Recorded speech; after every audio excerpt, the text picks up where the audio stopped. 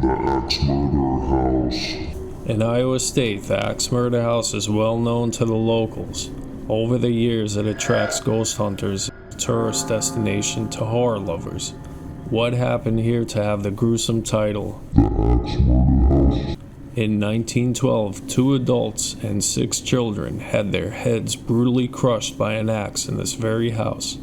This scene must have made whomever witnessed it squeamish and left them permanently with nightmarish memories, Forever imprinted in their brains. The story continues. Paranormal activity was known to be present by locals in the Axe Murder House.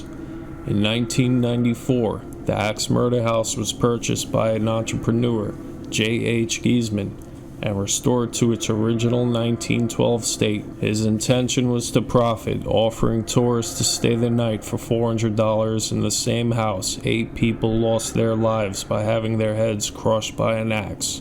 People that stayed in the house reported paranormal experiences of a man roaming the halls with an axe, and whispers of children screaming in the same hallways. The story gets even stranger. In November 2014, 37-year-old Robert Lawson Jr., a regular at the Axe Murder House, was visiting with his friends. At 12:45, a gruesome scene was discovered. His friends found him with a self-inflicted stab wound to his chest. They took him to a local hospital where he recovered, never to speak about what happened again. Coincidentally, the sheriff on the scene said, the axe murders started at the same exact time of night Robert Lawson was found. The Axe Murder House is open for visitors and stays overnight as of today. The brutal murders remain unsolved, leaving much to the imagination. The Kennedy Ife Exorcism. Is this a story of an exorcism, or is this a story of 3 days of torture? London, August 2016. Kennedy Ife, 26 years old, suddenly began having throat pains and acting aggressively. He told his family members it felt like a reptile was inside him. Soon after, he bit his father and threatened to mutilate his genitals. His family feared violence. They were convinced Kennedy had something evil inside of him. The family violently and forcefully bound him to a bed and tied him down with cables. What the family did next was terrifying. He remained tied down to the bed for 3 days. On the last day of his life, he complained to one of his brothers of extreme thirst.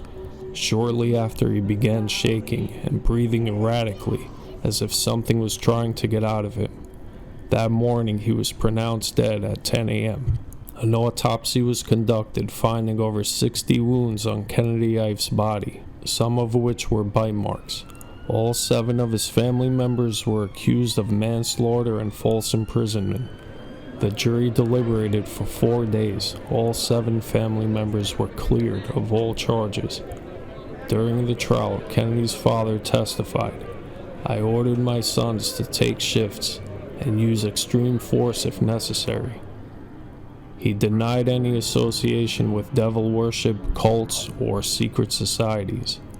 The family said they bound Kennedy to the bed to pray over him, attempting an exorcism of evil that they were convinced was inside of him. Were the parents part of a cult? Was this a 3-day ritual or ceremony to cleanse a family of a curse? Or is it the reality, a loving, caring family that found evil brewing inside one of their own and would do whatever it took to stop it? The story ends here.